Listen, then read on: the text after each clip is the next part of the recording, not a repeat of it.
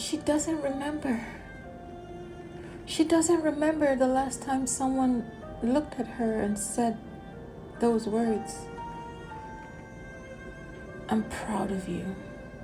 Not casually, not jokingly, but genuinely, deeply, in a way that reaches past the surface and settles into the parts of you that are always questioning if you're enough. Welcome to the Echoes of the Mind Vault, a place where unspoken thoughts find a voice, where hidden pain meets understanding, and where the truth we bury finally rises to the surface.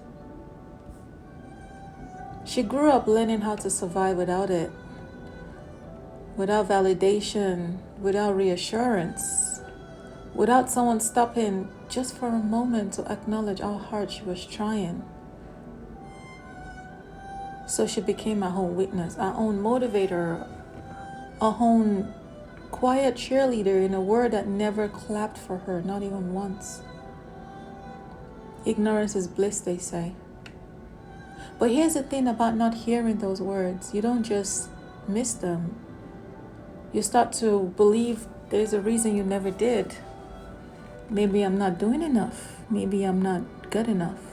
Maybe if I try just a little bit harder, if I become more, if I fix everything that feels broken, then maybe, just maybe, someone will finally see it. So she tries harder than anyone sees. She overthinks every decision, replays every conversation, carries the weights of expectations no one even asked her to carry, but she picked them up anyway. Because deep down, she's still chasing something she never received. I'm proud of you. She achieves things, small wins, big milestones, moments that should feel like something, but instead of celebration, there's silence. Or worse, a voice inside her that whispers, that's it. You could have done better. Anyone could do that. And suddenly, nothing ever feels like it's enough, because when you grow up without affirmation, you don't learn how to accept it, you learn how to doubt it. Even when someone finally says something kind, it feels unfamiliar, uncomfortable, almost like they're wrong, almost like they don't really see you. So she brushes it off, laughs it away, changes the subject because believing it, that feels too risky. She became strong, not the kind of strong people think, no. Not loud, not visible. Her strength is quiet.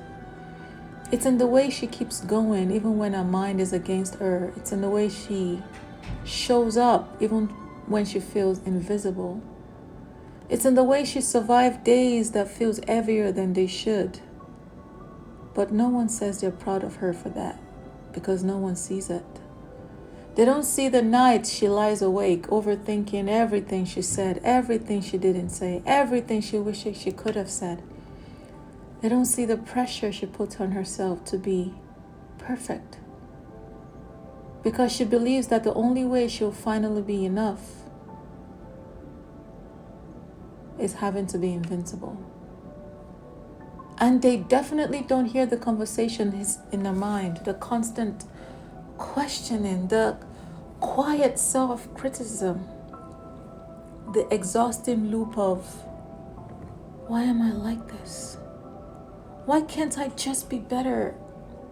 She doesn't need applause, she never did, but she needed acknowledgement. She needed someone to look at her, not just what she's done, but who she is, and say, I see you.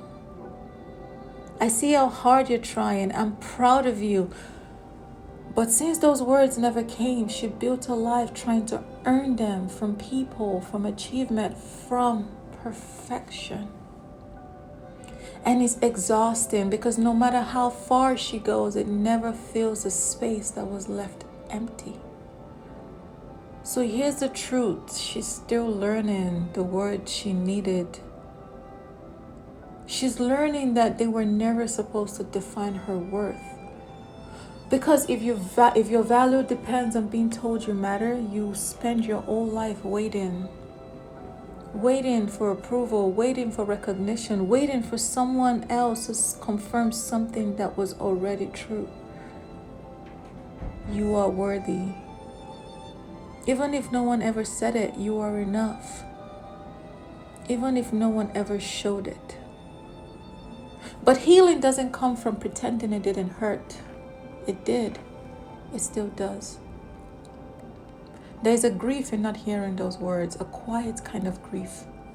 The kind that doesn't get acknowledged because from the outside, everything looks fine. But the inside, there's a younger version of her still waiting, still hoping, still wondering what she has to do to finally be seen. So maybe today we don't ignore her. Maybe we don't silence that feeling. Maybe we sit with it, acknowledge it, understand it, and then gently we begin to change the narrative.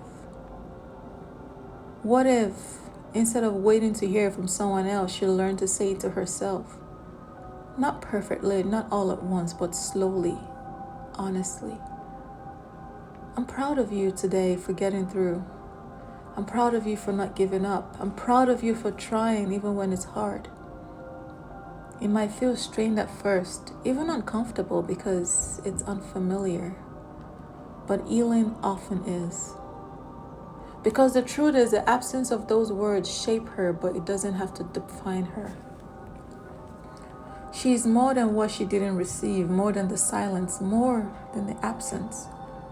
And maybe one day, when someone finally does say it, she won't question it, she won't reject it. She won't feel like it doesn't belong to her. Maybe one day, she'll believe it. So if you're listening to this and you've been carrying that same silence, this is for you. I am proud of you. For the things no one claps for the battles no one sees, for the strength that doesn't get recognized, I am proud of you for still being here.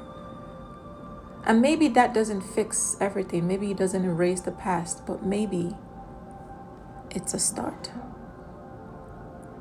This is Echoes of the Mind Vault, where silence is broken and the words you've been waiting for finally finds you.